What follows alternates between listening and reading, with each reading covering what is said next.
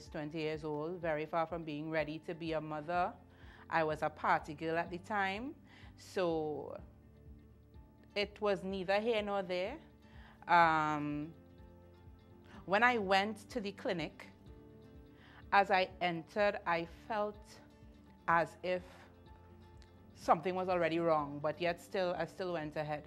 When I went into the room where the procedure was going to take place, it looked like something out of a movie and not a romance movie, a horror movie, because it was old stuff, the equipment was rusty, and yet still I didn't turn away.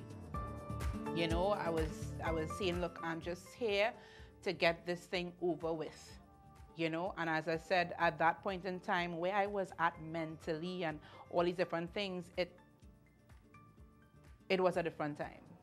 And I remembered no anesthetic was given to me, so I was aware of the whole procedure. He used a metal hanger. He bended it in a way where it would have ruptured my cervix, and stuff started to come out, and then the procedure was over and I went home. And when I went home, you know, it was painful and stuff, obviously. Hiding from your parents and all these different things. You have to go through this experience alone. The friends who would have advised you, the friends who would have told you, they advise you up to a point, but then to deal with the emotional stuff and the actuality of it, they're not there, right? And you then go to continue drowning your sorrows in, of course, alcohol and parties. And that wasn't the end, because apparently the baby did not die. So what passed out was not the fetus. Mind you, I was going on to about 3 months being pregnant. Close to 2 months later, I got a real bad pain and went to the washroom, and I passed out the fetus. And the fetus, based on the size and everything, it was going on to 5 months. So the baby lived for a little while, but then was dead inside of me. As I said, it was a boy. And I kept the fetus in a jar of alcohol with my tonsils, because I took out my tonsils. So here I was with this secret, and hidden from certain friends, hidden from my parents, and it seemed not to go away, because when you think it's over, then months to come, it's in my face. So I'm here with this fetus. I don't know what is going on. It's in a jar. I'm looking at it. And then within days, I got sick. I got a high fever. I was home. My dad didn't buy the fact that it was a virus. So he took me to the hospital. At that point in time, I believe Mount Hope, you still had to pay to use Mount Hope. So I demanded that I go to Port in general, because I knew what I did, and I couldn't live with my parents paying for what I did. So I went to the hospital. They did what you call the DNC, which is the scraping. And I already had breast milk because of, as I said, it was late enough. So after the DNC, I would never forget, I was in the middle of the night.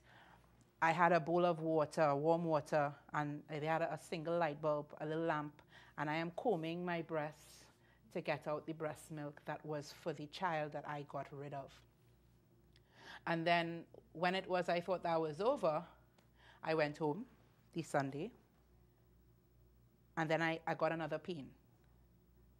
But this time it was unbearable. I had signs of large swelling in my stomach and stuff like that. My father decided we are going to Mount Hope. When I went to Mount Hope, they had to do something called an X-lap, which was a exploratory laparotomy, which is you don't know what's inside, but you just cut. And I could not really make any decisions for myself because I was well out of it. And my father was very hesitant because he wants to know why you want to cut my daughter, you know. But they had to do it because it was a matter of life and death. And when they cut me, 6 bucket loads of gauze full of pus came out of me. And I mean, the size that I am now, I wasn't that size then. And the doctor and all was amazed at how I was still alive. Because if I came in as much as an hour later, I would have been dead. The abscess was so ripe, so to speak, and the damage that was done from having a decaying fetus inside of me, it was amazing to even the doctors that I was alive. You understand? Because the kind of toxicity, no. Because of how toxic my body was, it was unexplainable. And back then, I had abs and all this kind of stuff. Now I had this big scar. On top of that, they said that due to the scarring, I would never have kids again. And if it is, I had to have kids, I would have needed help. So that abortion definitely had a negative impact on my life. And to think that it was the first time I got pregnant, first abortion, other people went to the same clinic and had successful abortions. So it just hit me like a ton of bricks.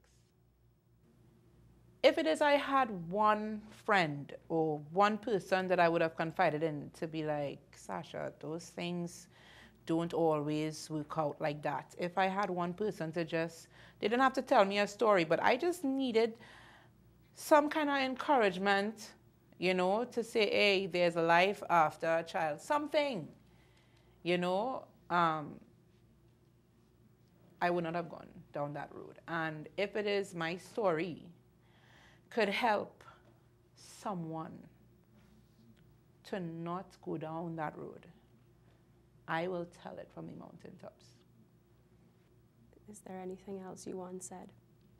I just want to say that with God and through God, everything and anything is possible. Because I am now a mother of an 8-year-old baby boy, and he's such a blessing to me. And what the doctor said about me not being able to have kids and stuff again, God proved them wrong. And I have to say God, because it's not just a matter of Sasha's ovaries working. It wasn't so simple. And I knew it was God intervened.